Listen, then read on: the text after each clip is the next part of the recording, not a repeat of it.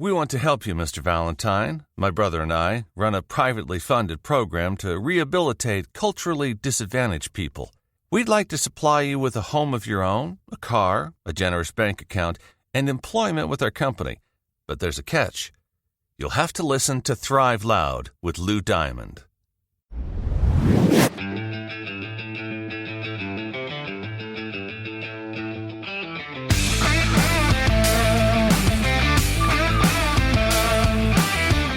It's time to take an inside look at those that are taking their lives, their businesses, and their passions to the next level.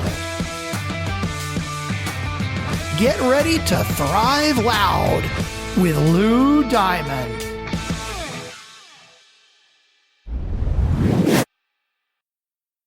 Welcome, everyone, to another episode of Thrive Loud with Lou Diamond, connecting you to the most inspiring and amazing people that are thriving each and every day.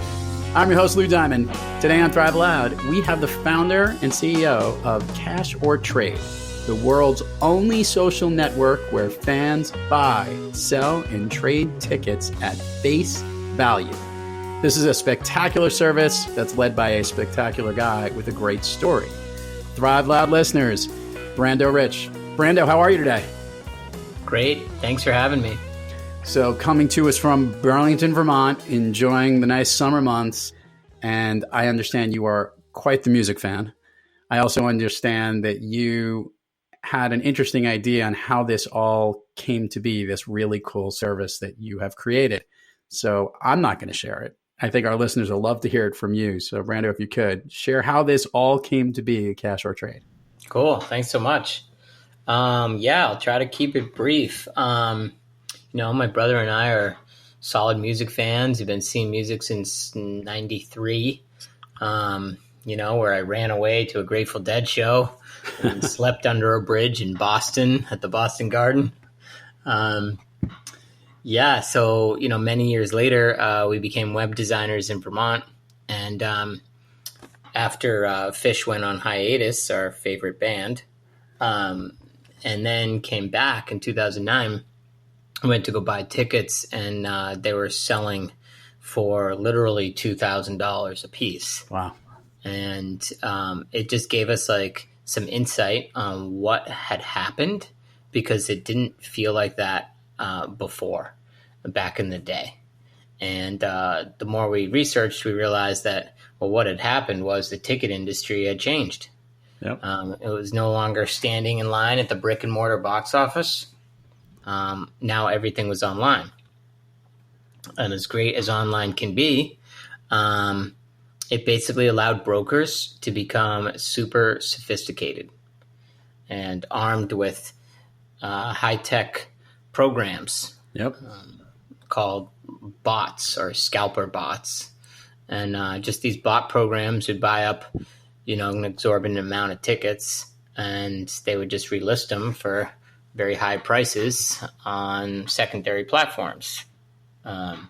So it just kind of ruined the experience for fans, because it became really hard to get tickets. But then they were all super expensive, and these companies charge really high fees. There's a lack of transparency across the board. Yep. Sometimes you don't even know what the fees are going to be.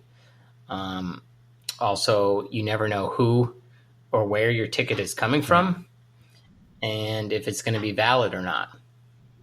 So we just, as fans, just sensed the frustration in the industry. And, it seemed like it was time for, for lack of sounding cliche, it was time to disrupt the industry.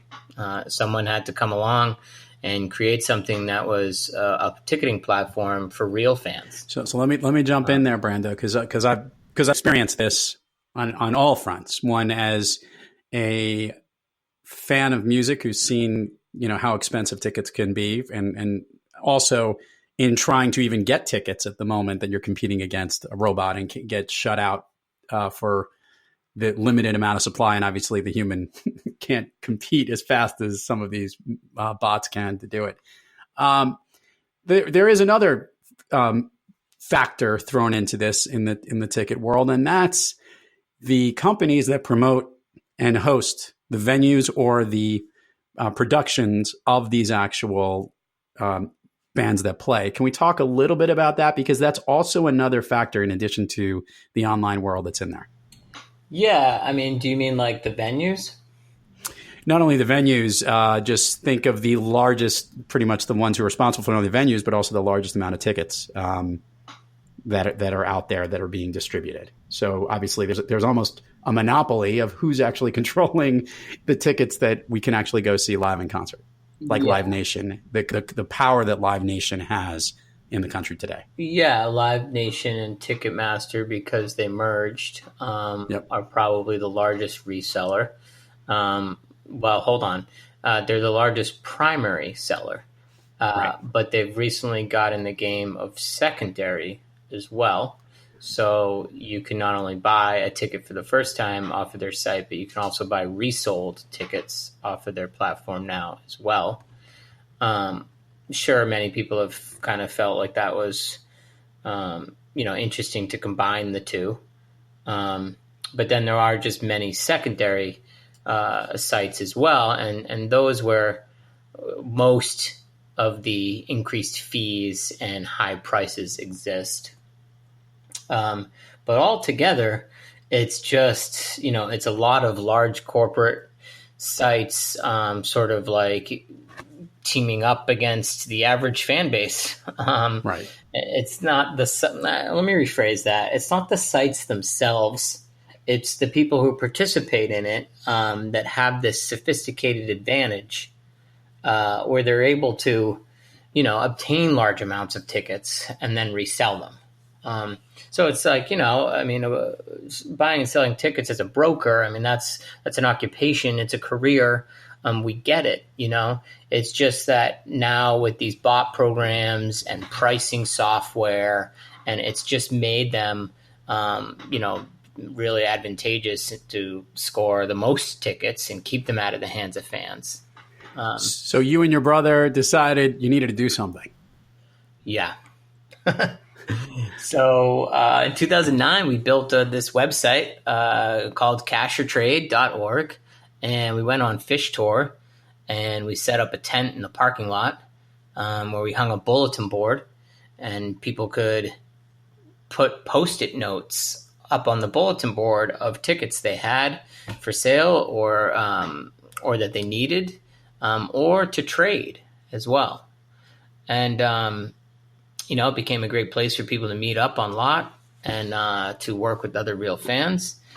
And we promoted our ticket platform, our website, at the same time. So as I understand it, Brando, if let's say I had 2 tickets for an upcoming Phish concert at, let's just say, Madison Square Garden, and I couldn't attend because something else came up, or maybe I was seeing them the night before and just want to see if I can get rid of them, I can go to CashorTrade and basically say I've got 2 tickets available, and we're going to sell these tickets at face value, correct? That's an important piece to this whole concept. Yeah, exactly. It's much like the peer-to-peer model that exists today. It's interesting. When we designed it, we didn't quite know about the other companies in sort of the tech space. But if you look at Airbnb and Uber and, companies of that similarity, it's sort of a tech model of today that's been quite successful, where it becomes a platform to connect people of like minds or have, the same things to buy and sell to each other and administrate the transaction.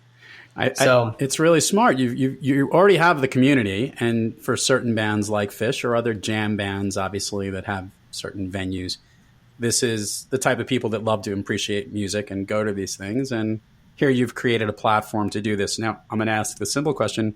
How does CashorTrade make money?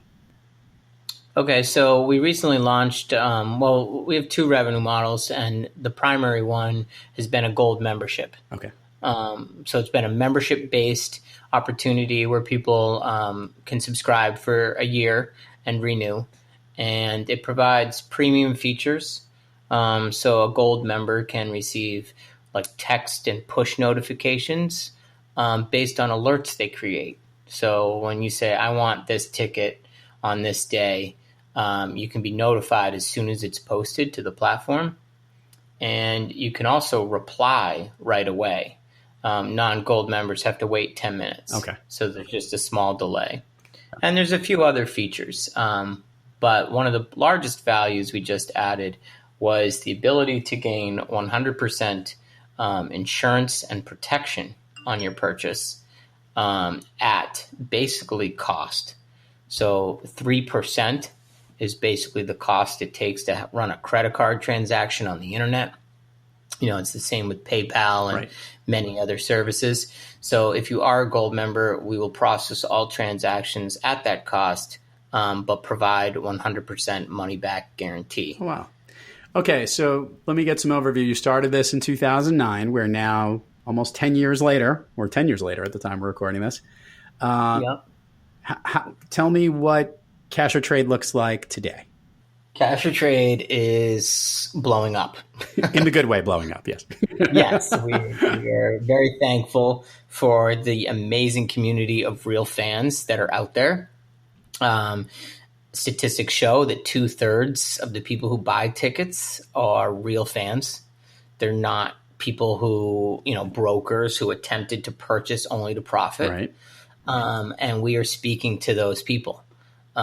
So it's been primarily word of mouth. We have nearly 200,000 users. Oh, man. From every state in the nation and from 20 countries even. That is impressive.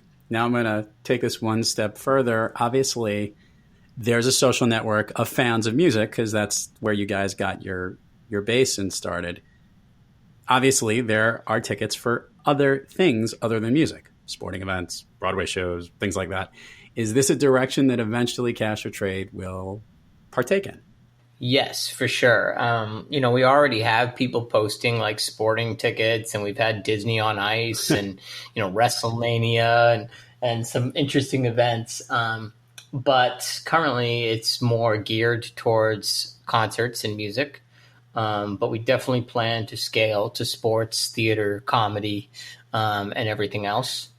We're just sort of hashing out the details around that. And currently are just trying to provide the platform that works best for real fans. So this is great. I want to share with the Thrive Lab listeners.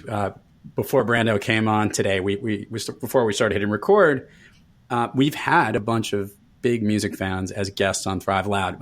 Most notably, shout outs to Andy Monfried and Sarah Vaynerman, who are two big Fish fans. And Sarah was the one who wanted Brando to come on the show. She was a huge fan of CashorTrade and introduced me to CashorTrade. And awesome. I actually have gotten familiar with it. Let's just keep it at that level. I'm not at the highest level yet, but we'll get there. He'll have to offer me some incentive. But here's a thing that I found really cool. And that is a lot of the implications of community, has a certain tone or a certain vibe to it. What I like about it, there is genuinely happy people here. And I've always found that music is such a happy place where people go and really enjoy life and appreciate great sound of music and togetherness. And you get that feeling on a commerce site. Can you talk a little bit about that? Do you sense that? Because the feedback about CashorTrade is it's almost like this is the place you need to be because it's doing all of the right things. Yeah, it's awesome. We are super honored to be a part of it. It's really the community that makes it happen. My brother and I built this platform, but it wouldn't be anything without the people who use it and who, offer up these great tickets at face value. They realize they can't go, they're bummed, they have a couple $100 in tickets. And instead of going to try to profit, list them on these sites and play businessman, they're happy to turn to CashorTrade, post them. They have a profile that shows their face. There's personal information that's validated. They gain reviews so you can read about their previous history. They have friends on the platform, photos. So there's certainly a social component around it. It's become a social network for sure. People meet up, they end up having a beer at the show or meet up halftime, and they trade for years to come. So it's definitely generated a lot of friendships and positivity around the platform. And it's, it's great. And for the Thrive Loud listeners who will get a chance to look at the album art and see a picture of Brando, and you're hearing his tone. He's from Vermont. He's very relaxed and very happy. He's got a guitar in his image if you see it here. This is genuinely upbeat, and this is who you are, and this is what this is all about. In fact, everyone who's heard about this story feels very proud about it because it came from a place of fun. As opposed to maybe, somebody offshooting off of another company or coming up with just an idea. It sounded like you've taken your passion and merged your skills of obviously your web knowledge and put it with your love of music. And we love people who thrive loud. That's what that is, thriving in your lives, your businesses, and your passion. You're literally sharing that all together. So Brando, I love to ask this question of the guests on the program. And that is, when you're having an off day, maybe when there's just too much workload to handle or too much stuff going on with what's going on with CashorTrade, when you're having trouble thriving, who or what practice do you seek to get yourself back on the thriving track? Great question. As many out there, entrepreneurs probably know, the struggle of a startup can be large. There's, you're constantly working. You bring your work home with you. You work at night. Before you go to bed, you're on your phone. It's the first thing you pick up in the morning. There's kind of no end to it. Yes, we've been around for 10 years, but it's always been a hobby. 2 years ago, I sold my web design firm with my brother and I and turned to CashorTrade full time. We raised our first round of seed funding and recently expanded our team. So now we're full on and we're really coming out swinging. So it might be at its height. Not only that, the signups and the transactions are at its highest point ever. What do I do to get away from it all? Maybe a nice bike ride. Okay, I like it. I grew up doing martial arts, so I've always had that outlet, punching and kicking. But there's a lot less of that these days now that I'm embedded into CashorTrade. But I grew up teaching martial arts, so that's been a huge part of it for me. So some aspect of working out, but living in Burlington, it's really nice to take a bike to the bike path and ride around the lake and then just take a moment to, breathe it all in. I'm going to ask a question that I know the answer to already. I know, but it's just something I have to say here. Obviously, the ticket industry, to your initial point, has changed drastically in the last 20 years. And there's always players out there that are trying to absorb, acquire, make sure someone goes away. You hear where I'm leaning towards in this conversation. I guess my question is, if a larger one of these ticket guys came out to you guys and said, hey, we would like to acquire or bring you under the fold, what would Brando's take be on such a request? Well, this is about our passion in the industry, and we really do want to change the way things are done. I think you sort of alluded to it earlier. There's few industries that have been nipping at the heels of its customers for so long that they're just angry and upset and frustrated and annoyed. And we are excited to be that change, create this fun platform that you've been talking about, to make a positive in people's lives. I would hate to see that just go away. So, I think much like Ben and Jerry's, if I could say, if there was ever that point, it would have to be a large discussion about how the mission would maintain. This is my career. I'd certainly want to continue to be a part in it. That's for sure.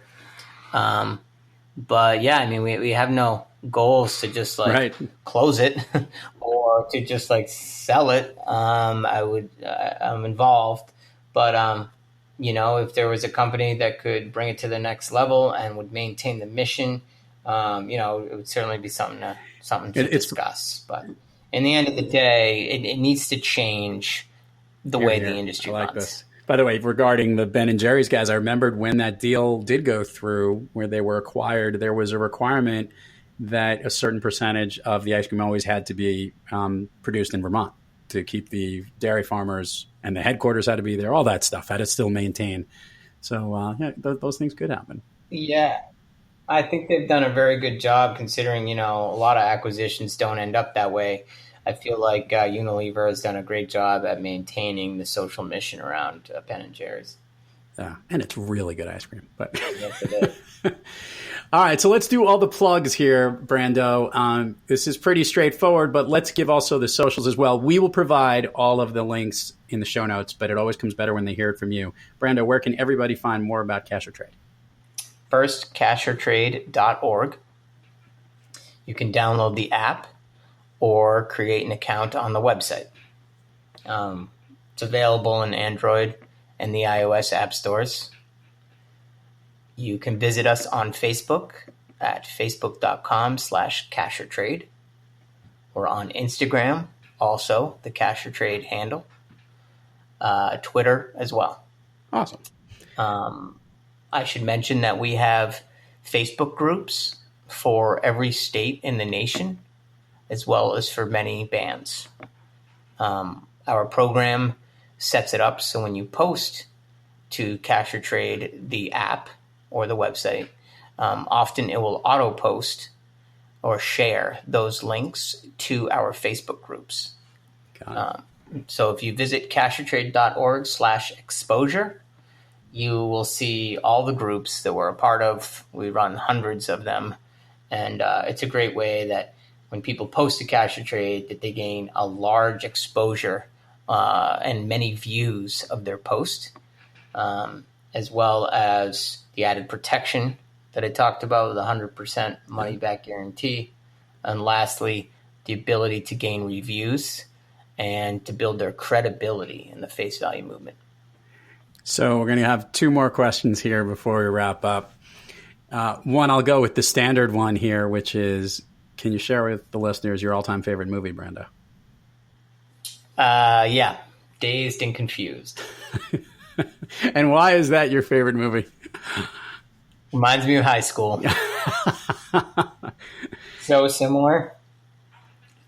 I do like I think that was actually Matthew McConaughey's first movie, and that's where the whole all right came from. Right? Yeah. Fun time, and obviously a great soundtrack. No, that's true. Really is, and definitely an interesting perspective of Texas high schools in the early 70s or mid 70s at that point. And the other one I have for you is obviously, look, we know you're a Phish fan. I guess I would ask if you went to CashorTrade and you were looking for an event that wasn't a Phish concert, what would be the band of choice that you would seek to go hear just after Phish? That wasn't a Phish concert. Yes. I had to take that one off the table because that was just too easy. Yeah. Well, there's a lot of bands I love now. I mean, I got to be honest, like running CashorTrade, it really gets you to, appreciate so much different music. Mm-hmm. So a day to day in the office, we could be playing almost anything. I've been one of our recent partners with CashorTrade is Billy Strings. Okay. He's an up and coming bluegrass artist, and he is ripping. So I would say go see him. All right. He's excellent. I thought this was going to go down the direction of Twiddle because there was another Vermont band, but I was just curious. So Twiddle is also a recent partner. Okay, great. We're very honored to be with, and they are playing at the waterfront this weekend for their Tumble Down Festival. Yep. which is a 2-day festival of their own in Burlington, right on the waterfront. Super excited. No, those guys are great. I love their music. We're honored to partner with them as well. Great stuff. Brando Rich, truly exciting what's going on with CashorTrade. I'm glad that we got you on the program. I think this is one of the better entrepreneurial stories, mixing everything together, entrepreneurship, music, great business idea, creative way of doing things, and creating community. And so I'm going to give the hashtag of EMBRACETHEFACE, which we'll make sure everybody puts out there, which is your signature hashtag and everything, and let everyone else do the same. But mostly a thank you and a kudos for all the great work you've been doing and making music maybe a little more affordable to go see in person. Thank you very much. And to all our Thrive Loud listeners out there, thank you for joining us. And until next time, keep thriving onward and upward. And remember, be brief, be bright, be gone.